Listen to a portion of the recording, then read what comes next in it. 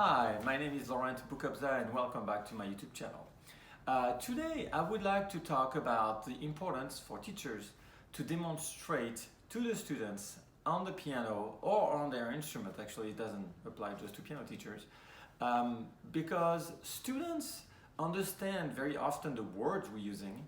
They understand the semantic of those words, understand sometimes the terminology of those words, but they don't necessarily associate something that's an hearing process of that word.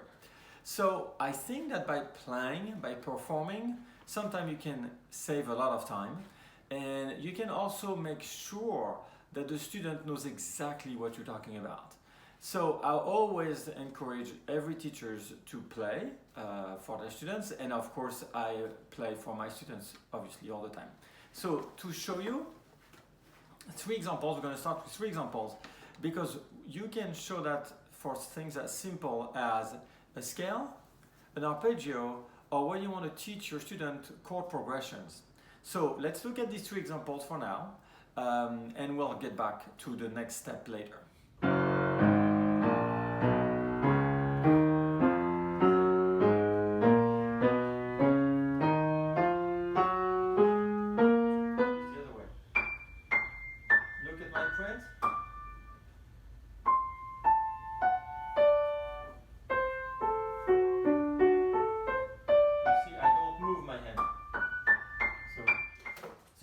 See, I want to do that. Okay, that's what my chord progression is going to do. Okay, so you saw that in here I'm demonstrating it's short, we don't have to play for much, but at least the students now have a hearing process of recognizing this, what we're talking about.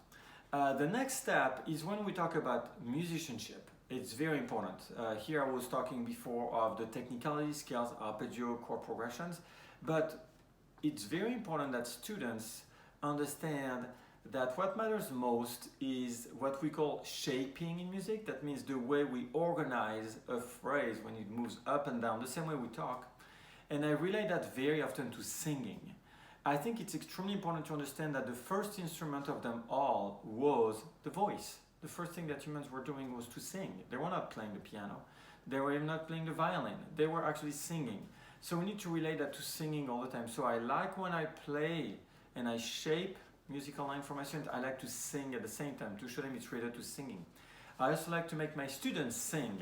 Trust me, they don't like it at the beginning, but it's very necessary. So I'm going to show you that in two examples with two different students on Bach invention and Bach Sinfonia. So let's listen to that.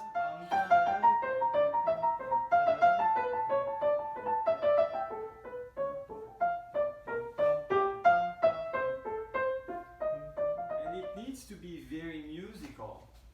It needs to sing. Let me show you. So.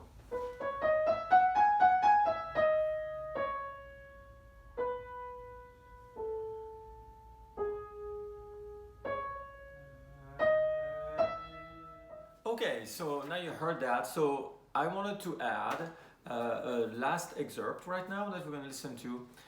Which is playing this 8th invention from Bach, complete, just the right hand, and you will see how I sing the melody all the time. So let's listen to that 8th invention, just the top line, as if it was actually a violin or just a singer singing that line from the beginning of the piece to the end of the piece. Let's listen.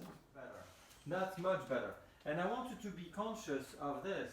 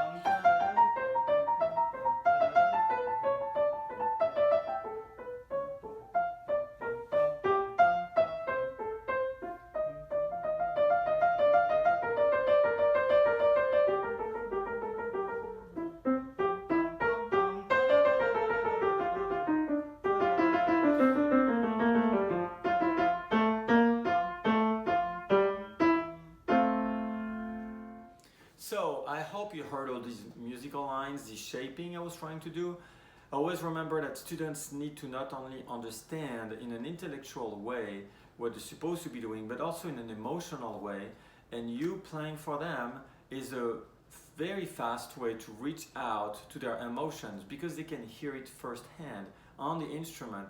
They can also realize that because you can do it, then they can do it.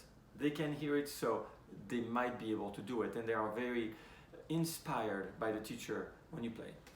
As always, please don't forget to subscribe to my channel, to like this video, or these videos now, to share it, and of course to join me on all the social media, Facebook, Twitter, Instagram, and looking forward to the next video.